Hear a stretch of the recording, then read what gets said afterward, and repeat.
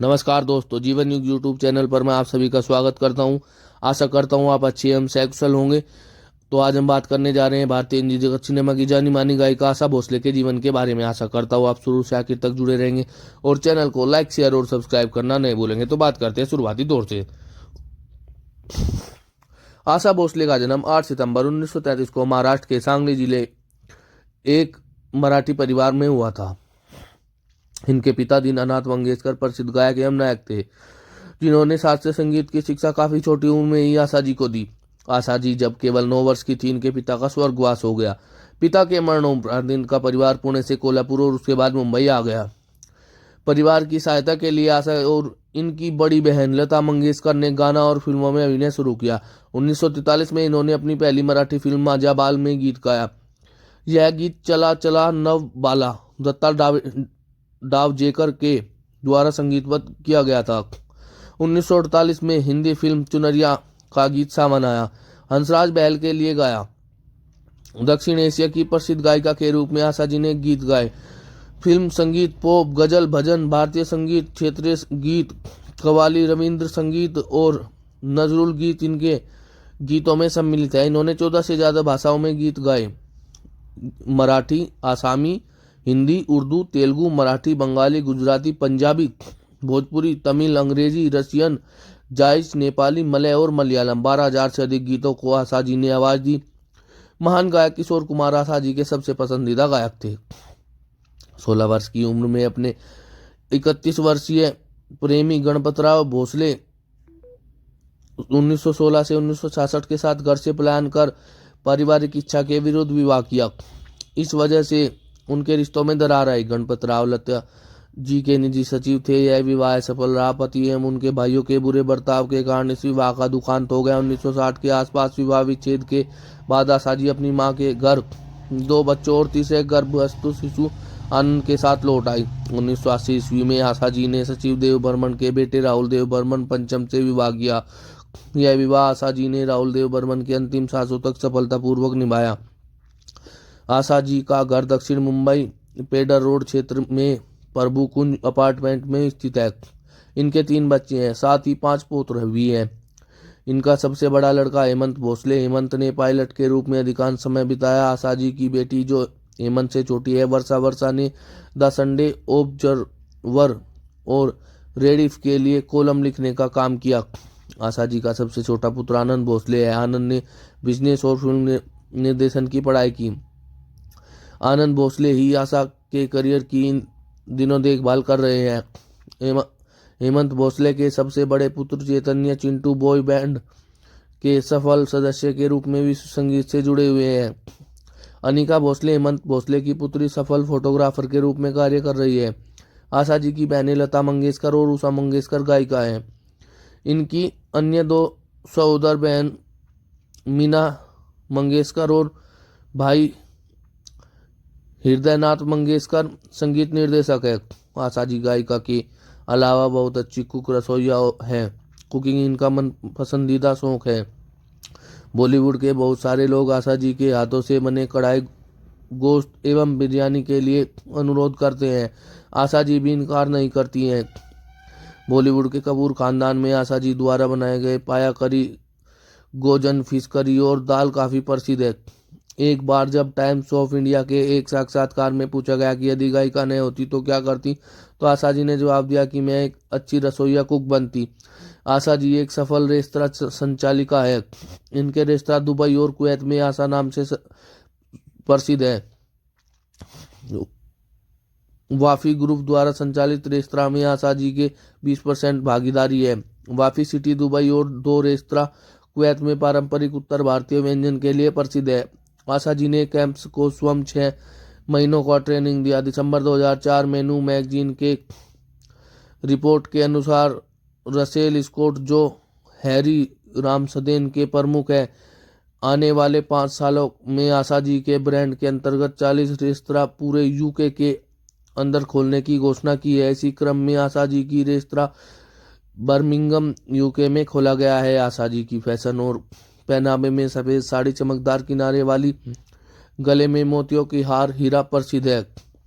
आशा जी एक अच्छी मिमिक्री अदाकारा भी हैं। और एक समय जब प्रसिद्ध गायिका गीता दत्त, शमशाद बेगम और लता मंगेशकर का जमाना था, चारों ओर इन्हीं का प्रभुत्व था। आशा जी गाना चाहती थी पर इन्हें गाने का मौका तक नहीं दिया जाता था। आशा जी सिर्फ दूसरे दर्जे की फिल्मों के लिए गा पाती थी। 1950 के दशक में बॉलीवुड के अन्य गायिकाओं की तुलना में आशा जी ने कम बजट की बी और सी ग्रेड फिल्मों के लिए बहुत से गीत गाए। इनके गीतों के संगीतकार AR कुरैशी, अल्लाह रखा खान, सज्जाद हुसैन और गुलाम मोहम्मद थे, जो काफ़ी असफल रहे। 1952 में दिलीप कुमार अभिनीत फिल्म संग दिल, जिसके संगीतकार सज्जाद हुसैन थे, ने प्रसिद्धि दिलाई और परिणाम स्वरूप बिमल रॉय ने एक मौका आशा जी को अपनी फिल्म परिणीता 1953 के लिए दिया। राज कपूर ने गीत नन्हे मुन्ने बच्चे के लिए मोहम्मद रफ़ी के साथ फिल्म बूट पॉलिश 1954 के लिए अनुबंधित किया, जिसने काफ़ी प्रसिद्ध आशा जी को दिलाई। OP नैयर ने आशा जी को बहुत बड़ा अवसर CID 1956 के गीत गाने के लिए दिया। इस प्रकार 1957 की काफ़ी फिल्म नया दौर BR चोपड़ा ने नैयर साहब के संगीतकार में आशा जी को BR चोपड़ा ने पहली बार सफलता प्राप्त हुई। इस साझेदारी ने कई प्रसिद्ध गीतों को जनमानस के बीच लाने का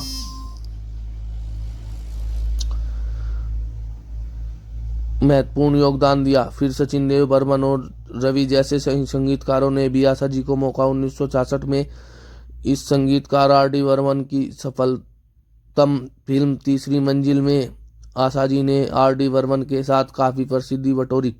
1960 से 70 के बीच प्रसिद्ध डॉसर हेलन की आवाज़ बनी।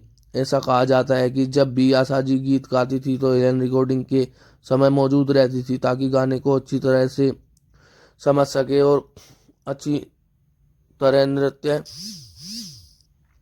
उस गाने पर कर सके। आशा जी और हेलन के प्रसिद्ध गीतों में पिया तू अब तो आजा, कारवां, ओ हसीना जुल्फों वाली तीसरी मंजिल और ये मेरा दिल डॉन शामिल है। 1981 में उमराव जान और इजाजत, 1987 में पारंपरिक गजल गाकर आशा जी ने आलोचकों को करारा जवाब दिया। अपनी गायन प्रतिभा का लोहा मनवाया। इन्हीं दिनों इनके उपयुक्त दोनों फिल्मों के लिए राष्ट्रीय फिल्म पुरस्कार best film play back singer मिला। आशा जी 1990 तक लगातार गाती रही। 1995 की हिट फिल्म रंगीला से एक बार पुनः अपनी दूसरी पारी का आरंभ किया। 2005 में 72 वर्षीय आशा जी ने तमिल फिल्म चंद्रमुखी और पॉप संगीत लक्की लिप्स सलमान खान अभिनीत के लिए गाया, जो चार्ट बस्टर में प्रसिद्ध रहा। अक्टूबर 2004 में the very best of Asha Bhosle, the queen of Bollywood Asha ji के द्वारा गाए गए गीतों का एल्बम 1966 से 2003 रिलीज किया गया और जो फिल्म मील का पत्थर साबित हुई। इनके लिए आशा भोसले जी के लिए गायिका के करियर में 4 फिल्में मील का पत्थर साबित हुई। नया दौर 1957, तीसरी मंजिल 1966, उमराव जान 1981 और रंगीला 1955। नया दौर 1957 आशा भोसले जी की पहली बड़ी सफल फिल्म BR चोपड़ा और की नया दौर 1957 थी। मोहम्मद रफ़ी के साथ गाए उनके गीत यथा मांग के हाथ तुम्हारा, साथ ही हाथ बढ़ाना और उड़े जब जब जुल्फे तेरी, साइयों OP नैयर द्वारा गीत पद एक खास पहचान दी। आशा जी ने OP नैयर के साथ पहले भी काम किया था, पर यह पहली फिल्म थी जिसके सारे गीत आशा जी की प्रमुख अभिनेत्री के लिए गाई थी। प्रोड्यूसर BR चोपड़ा ने नया दौर में उनकी प्रतिभा की पहचान कर आने वाले बाद की फिल्मों में पुनः मौका दिया। उनमें प्रमुख फिल्म वक्त, गुमराह, हमराज, आदमी और इंसान और धुंध आदि है। तीसरी मंजिल 1966 की आशा भोसले ने राहुल देव बर्मन की तीसरी मंजिल 1966 से काफ़ी प्रसिद्ध हुई। जब पहले उन्होंने गाने की धुन सुनी तो गीत आजा आजा इस गीत को गाने से इनकार कर दिया था, तो वेस्टर्न डांसर नंबर पर आधारित थी। तब RD बर्मन ने गीत को बदलने का प्रयास आशा जी को दिया, किंतु आशा जी ने यह चैलेंज स्वीकार करते हुए गीत गाए और 10 दिन के अभ्यास के बाद जब अंतिम तौर पर यह गीत आशा जी ने गाए तो खुशी के कायला डिमांड ने 100 रुपये के नोट आशा जी के हाथों में रख दिया। और दोस्तों यही थी आशा भोसले की जीवनी। आशा करता हूँ आपको इनकी जीवनी बेहद ही पसंद आई होगी और आप शुरू से आखिर तक जुड़े रहे होंगे। और दोस्तों ऐसी जीवनी सुनने के लिए हमारे चैनल से जुड़े रहे, हमारे चैनल को ज़्यादा से ज़्यादा सब्सक्राइब करें। और दोस्तों अब ज़्यादा समय ना लेते हुए अपनी वाणी को विराम देना चाहूँगा और आप हमें कमेंट में लिखकर ज़रूर बताएं आप किसकी जीवनी सुनना चाहते हैं। जिसकी भी जीवनी सुनना चाहते हैं हम उसी की जीवनी अगले दिन प्रसारित कर देंगे।